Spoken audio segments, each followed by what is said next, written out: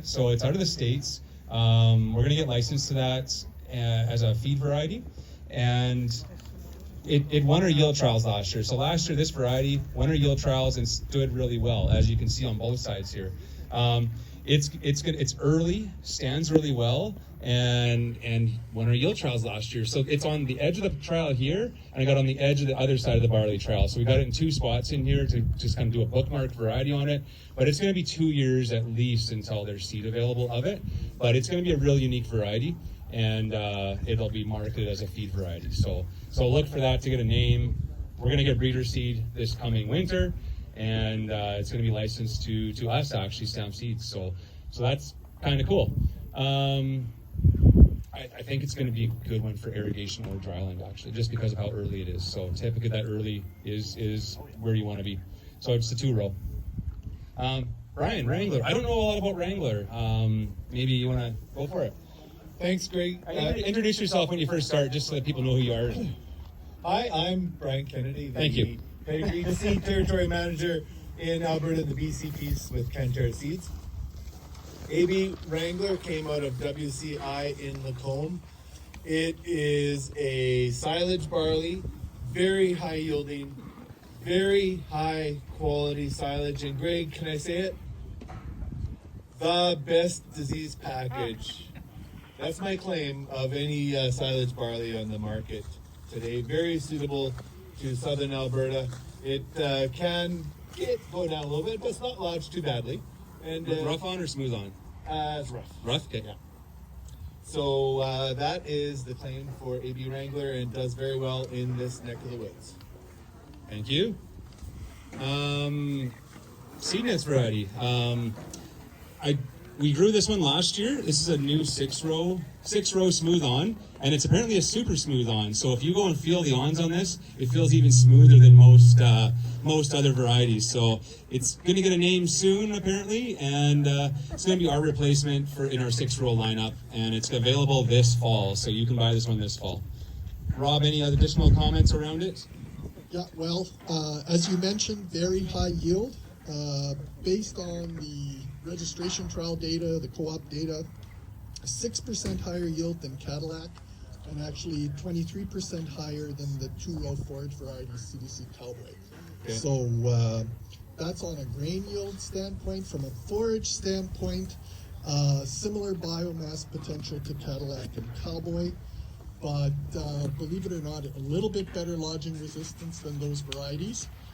Of course, Greg, I think you saw last year under drought that it retained its plump a little bit better than some other varieties. So, well, we had on irrigation, but yeah. It was kind of in a bad spot in the field, so I didn't get a lot of great information out of it. But right. Okay, and where's Brian? I would say, from a disease standpoint, this is probably the best disease package for a variety that's not yet on the market. And so it's got R or MR ratings for stalled surface form smut, loose smut, stem rust, spot form of net blotch and spot blotch. So really good variety. And should mention, not sure if you did, Greg, it comes out of the WCI breeding program. yes, yeah, WCI out of Lacombe there. If you look at the heads, it's a 6-row, but the heads are the length of a lot of 2-rows in the plots at the similar plant stands. So really nice variety. One unique thing about 6-rows, when you get that extreme heat, like we saw that a number of years ago, we had lots of heat in May and June, and some of these barleys, look at the varieties, some of them don't make it out of the boot, and I don't fully know if that's a PGR thing or not, but I've seen it in the non-PGR stuff as well. And, sorry? Genetic, okay, yeah, okay. So genetic, where it kind of the head comes out, but doesn't really get much higher than the boots, or it kind of breaks up the side and stays there. The 6-rows don't really do that. They kind of just come out the top and keep going, even in that extreme heat. So heat early on, 6-rows, they seem to be okay with it. It's just if you're dry later on, going for grain, plumpness is an issue. But most of our customers buying this variety are going to be forage customers or blends. So, okay. And feel free to ask questions along the way as we go past these varieties. So feel good. If you got something, just ask it. Okay, Renegade. That's the smooth on one, yes. Yeah, 2-row smooth on. Okay. Yeah. So Renegade, feel free to walk down along as we go. Come walk past and wander past, and we'll move this truck up as we go as well. The Renegade has a really unique looking head. Like it's such a unique looking variety, but a little more lodging prone than some of the other varieties we grow. So, but this would be a replacement for like Maverick or Cowboy for our customers. And the claim to fame is yield is very close to Austinson. So if you don't know if you want a grain or a forage barley, or your so then you need some grain yield, this will yield close to an Austinson, but it's smooth on, has that great forage tonnage and quality that you could go that way for the most part, and that's most of our customers or those flex customers. So Ezra, any other comments around the Renegade? Have you seen anything different? Like, obviously, it's some of the dryland plots it would probably be perfect for irrigation. I don't know if it's a... So, my name's Esri. I'm the Alberta, BC marketing rep for CCAN. Yeah, Renegade likes to fall over a little bit, so I wouldn't recommend it under irrigation. But, yeah, like you said, the heads on it are, like, very, very long. That's how it's easy to pick it out of the field. But yeah, it is our Maverick replacement, so it's very similar to Maverick. But yeah, no irrigation probably. We do have a few putting it in blends and stuff, but it's just you have to know that there's a lodging risk with it if you're going to do it on irrigation. So that's what you got to know about that one. But yeah, the 6-row seems to be standing a little better here at same plant population.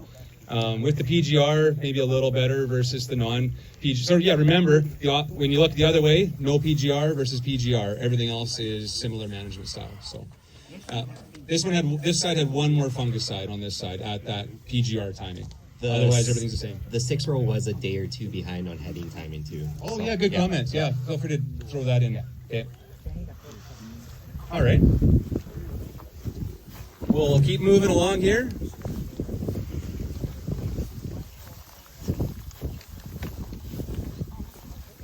So CDC Durango here, standing reasonably well where we did a PGR, a little more going down over there where we didn't. But Durango has been like our Austinson replacement in our lineup. So we sold a lot of Durango the last couple of years, or last year. Last year was launch year. Yeah. Yeah. Any comments around Durango? Overall, just builds up Austin. Yeah, it builds off Austinson. So it's really just if you're needing a dryland 2-row feed variety, that's what I'm going to suggest. Yeah. Okay. And then we got Esma beside it. So Esma, European background, European variety. Typically, when I went through and looked at some leaves, I was expecting to see a little dirtier leaves versus some of the Canadian varieties. I mean, we're doing a couple of fungicides as well, so maybe that changes things, but the leaves were not as dirty as I thought. They were kind of comparable to the rest of them when I was walking through further back that way a couple days ago. So, but Esma, that one's got a VUA. So if you farm save seed, you've got to pay back into the VUA system on your farm save acres. So that keep that in mind around that variety.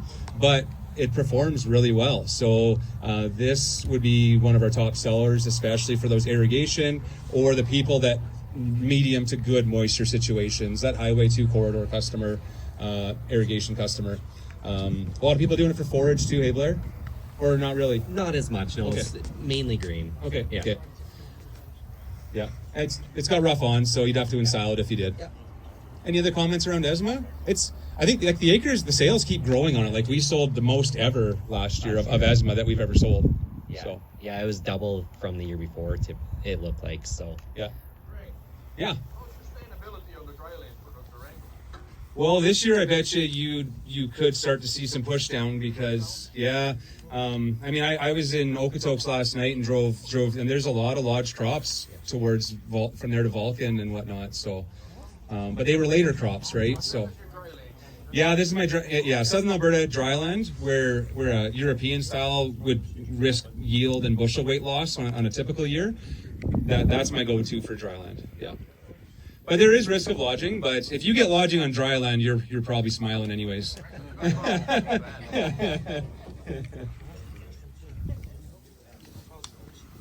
Okay. Stanza. Blair Collette might want to make a comment from there as well about it, but this one launched last year from us, this Stanza.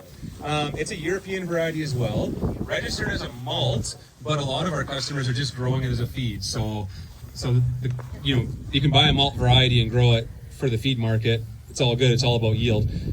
But this one, beautiful variety, it's not in the VUA system. It's a different grower contract on this one. Typical Syngenta agreement around this variety. And so that's different than the ESMA. Yield wise, I think the Stanza beat the ESMA just by a couple bushels last year in our yield demo. But they're going to be neck and neck competitors in our lineup. So call it. Any other comments around? Oh, it's a non-GN. So if you have a maltster that's looking for non-GN and you're in a irrigation or wetter situation, ask them about this one because it might have a fit because of the non-GN. I was talking with a Cargill rep out of Saskatchewan at Ag in Motion last week, and they're buying ESMAs, like some of these formerly malt varieties in Europe, even if they're registered as a feed in their fair average quality malt program. So not as big of a thing around here, but there are regions where that fair average quality malt going to an elevator, and they're buying anything that has some malt characteristics to it to go into that bin to be exported. So call it. Anything else around Stanza? No, I think you said most of it. You caught the GN, so I was going to say that, and that we do have a bunch of it being malted this year. Or being grown for malt runs, and some that's gone with the bigger guys, so we'll get some feedback there. But the one thing I like a little bit more about Stanza than Suresh is you can probably get away with lower plant population. Suresh needed a really high plant population in order to get that. It really needed to be managed heavily in order to get out of the other end. Stanza seems to be a little bit more forgiving, so therefore I think it's I compare it a little bit to ESMA as well. So, yeah. Well, and this is going to unfortunately kick Suresh out of our lineup. So Suresh is very finicky. It needed kind of good conditions to perform amazingly. And if you didn't get that, it suffered. So, whether it was all the moisture at the right times or all that. And I feel like this one's going to be a little bit more forgiving, a little bit more like the ESMA around being a princess. And it is one of Stanza is quite broadly used as a malt in Europe as well, whereas Suresh wasn't. Okay. We're going to see Suresh at the other end. I don't know why the Suresh wasn't beside these ones, but it's at the other end of the plots here. These are all at 25%. 25 plant target with all this, yeah. Shan, are you close to the front? Because I don't know a lot about this variety. Maybe Shan can comment on this variety. Oh, no problem. So this is out of WCI's program, out of Lacombe there, and it looks really good actually. Probably not much more lodging than anything else of the Canadian bred varieties. So I believe it was a feed variety.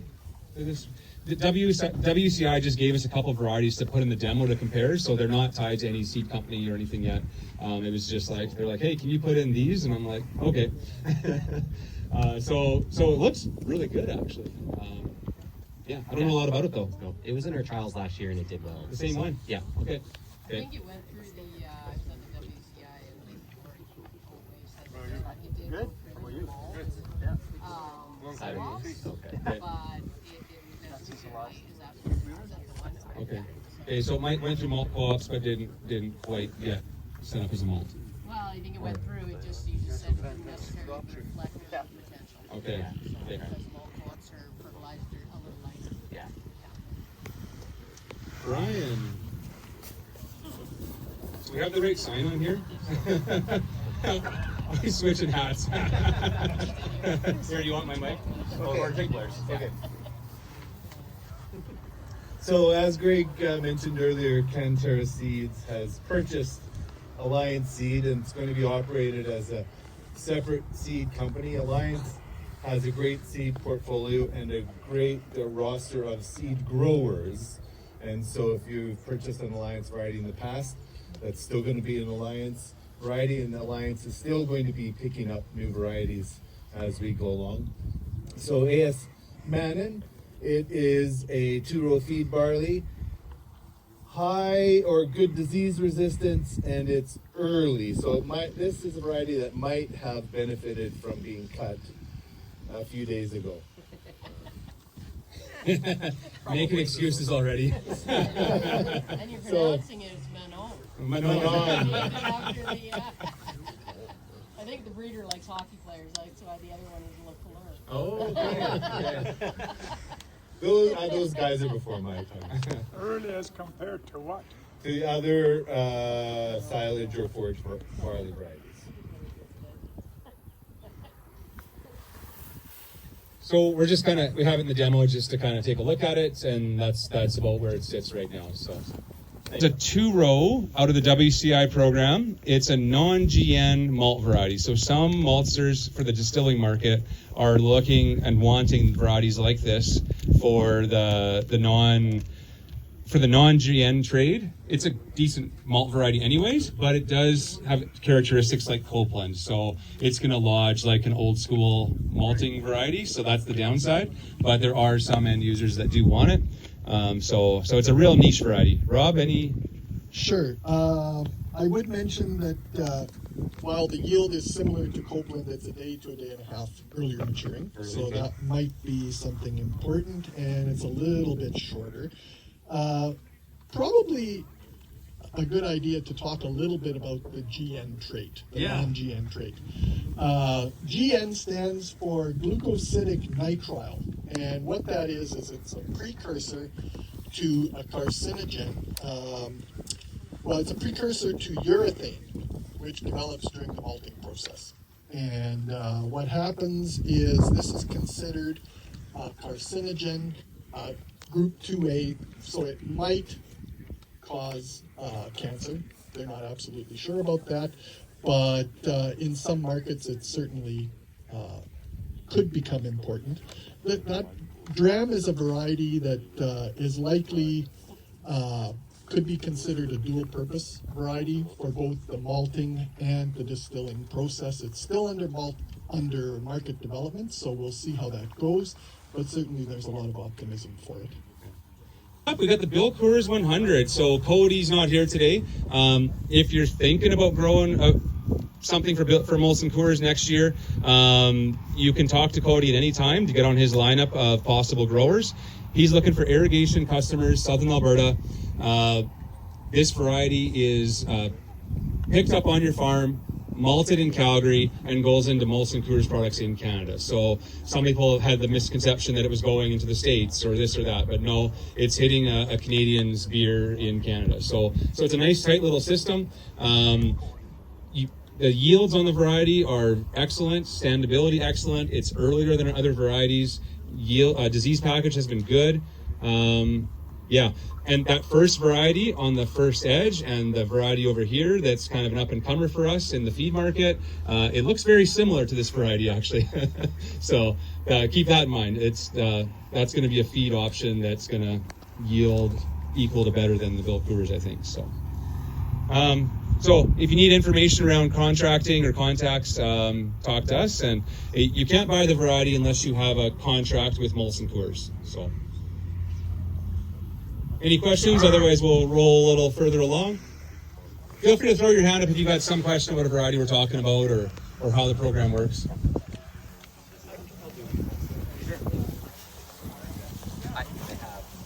Go for it, Brian. Thanks, Greg. So I will talk about two of our new malt varieties, slightly different characteristics, and you can tell they look very different, just as they should. AAC Prairie out of the Brandon Barley Research Center in Manitoba. Good yield. I would best describe this as a 21st century Super Metcalf Plus, if you're familiar with Metcalf. So it's not just a replacement or better than Metcalf, it's Super Metcalf Plus. It's great for the adjunct market. It's very high in enzymes, which means the mass market brewers like Bud Light, is that Molson Coors? I don't want to say Molson Coors. Bud Light. Budweiser. Budweiser wants to save money and use as little malt as possible in their mash. They want to use more rice and corn, and they need the enzymes in the barley to break down those starches into sugar in the rice and corn. So if you're a craft brew drinker, you might get a beer in Alberta that's 100% malt, if you are a Budweiser drinker, there could be 20% malt, 80% rice and corn in there. So they really rely on the enzymes in the malt barley to break that down. So we are working with Bort Malt in Bigger, Saskatchewan on market development for this variety. And we also feel there's a great demand in the Pacific Northwest as well, where it would go into the mass market brewing industry. Next is AB Foothills out of WCI in Lacombe. I saw a plot of this, was it Tuesday at WCI, and looking at the heads, you might think, wow, that's a good looking feed barley. It's not a feed barley, it's a malt barley. It out yields Austenson, if you're familiar with that old timey feed barley, by about 10%. So it is a very high yielding malt barley. It's high, it has really high friability, which is a little bit different than the high enzymatic activity. Friability is how much of the seed or kernel is broken down during the malting process. So if a maltster is putting in a ton of malt, they want a ton of wort out of that. So with this variety, they will get more wort per ton of malt that they use in their malt house.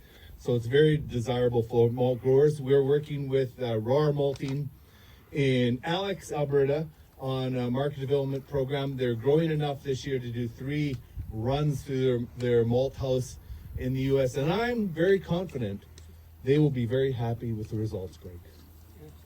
So what about the heads? It's such a leaned over looking head versus, so it's varietal, I guess, but is that good, bad? Any comments from the crowd around the just how it looks, or do you have good ideas, Brian? They both look fantastic. They both look fantastic. Yeah, so just so unique how each variety can be so different across these plots, right? Yeah, Joe. It looks like 150 bushels. I know, it looks really good, doesn't it? And then just keep in mind, look the other way too, just to compare. Should you be doing a PGR in irrigation or not? I know. Yes, you should.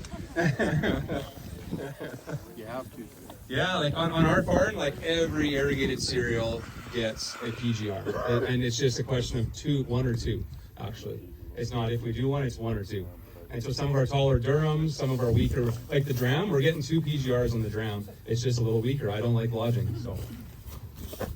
Any questions before we move along a touch? Keep in mind, you can buy a malt variety and grow it for feed. That happens a lot. So that's good for Foothills. Okay, Foothills, okay. Churchill, this one's been around for a few years. It's grown in market acceptance. Ezri, did you want to say anything about Churchill? We have a few customers growing it on dry land. I think Mainly for feed. mainly for feed. Yeah. we don't really sell much of this for malt actually on our farm, but we're not a massive malt area either, right? Highway 2/4 heavier than us for malt. Yeah, that's exactly it. I always say, like, if you want to try and make it for malt, great, but you're not sacrificing anything if you don't make malt. It's yielding as good or better than a lot of the 2-row feed barleys. And yeah, it's a lower protein, lower enzyme, so it's really found a fit for craft brewing. And yeah, it just yields, and I think it was one of the top performers in the silage trials as well. Which was kind of an odd thing. Why is the malt barley going to be going for silage? But yeah, it's very much a dual purpose barley. Thanks. Yeah, dual purpose. It's kind of flown under the radar on our lineup a little bit. We sell some, but not lots. But yeah, it's kind of one of those under the radar varieties. So, but stands reasonably good, and yeah, so it's in the trial. We're back to the. I've got another variety.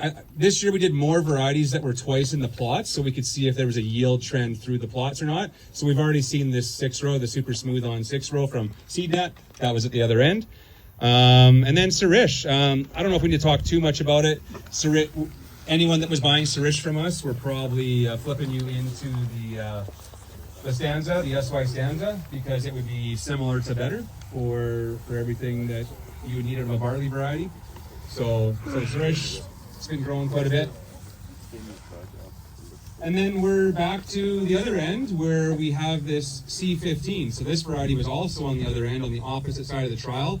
Even without the PGRs, it's still standing really, really well. So I am going to be really excited to launch this variety in about 2 or 3 years.